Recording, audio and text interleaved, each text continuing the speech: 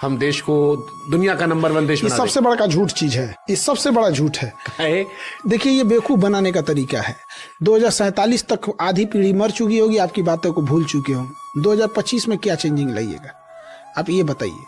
अगर 2047 तक आप देश को बदल सकते हैं तो उसके हिसाब से 2025 का आपने गोल सेट किया होगा, किए होंगे। आप 25 में क्या चेंजिंग लाइएगा, 47 तक ना आप रहेंगे, इतना ये राजतंत्र नहीं है। ये सबसे बड़ा बेवकूफ बनाने का तरीका है। जब आप 2015 में रहेंगे तो कहिएगा 2022 में किसानों की इनकम दोगुनी कर देंगे, हो गया दोगुना। आत्महत्या रेट भले बढ़ा होगा, नहीं हुआ नहीं। ये सबसे बड़ा बेवकूफी है ये चीजें।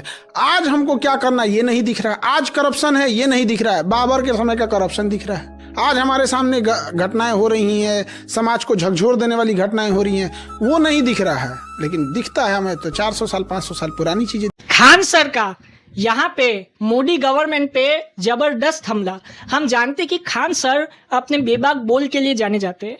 खान सर जो भी चीज़ है वो डायरेक्टली कह देते। तो खान सर ने यहाँ पे ये कहा कि जो पार्टियां है जो कि ये कह रही है कि 2047 तक भारत जो है वो विकसित देश हो जाएगा, भारत की इकोनॉमी पहले नंबर पे दूसरे नंबर पे पहुंच जाएगी, उनको खान सर ने डायरेक्टली जवाब दिया और ये कह दिया कि आप 2025 की बात कीजिए, आप 200-300 साल पहले भी मत जाइए और 2050 की बात भी मत कीजिए, 2047 की 2050 की बात मत कीजिए, आप अभी की बात कीजिए। अभी हमारे देश में हालात क्या है, अभी हमारे देश में जो गरीबी है उसको कैसे मिटा सकते हैं, इसकी बात कीजिए। ये खान सर ने डायरेक्टली कहा। खान सर ने आगे ये भी कहा कि जो नेता ये कह रहे हैं कि 2047 में 2050 में भारत जो है वो एक विकसित देश बन जाएगा, वो उल्लू बना रहे भारतीयों को। मतलब कि वो डायरेक्टली उल्लू बनाने का काम कर रहे हैं हमारे देशवासियों को, क्योंकि वो लोग अभी जो प्रेजेंट मुद्दा है उस पर बात नहीं करना चाहते। यही वजह है कि वो 2047 की बात करते हैं।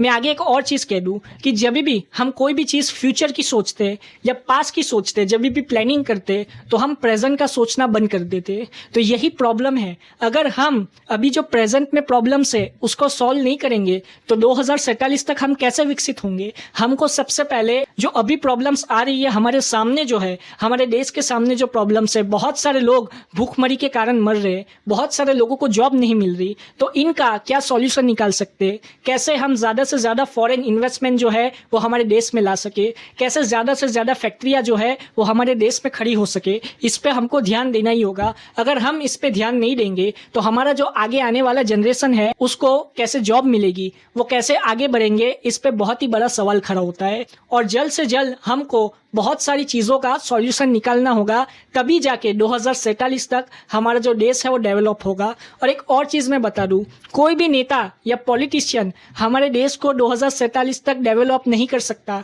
जब तक इंडियंस, मतलब कि हम लोग मेहनत करके हमारे देश को डेवलप ना करें। सब कुछ हम पे डिपेंड करता है।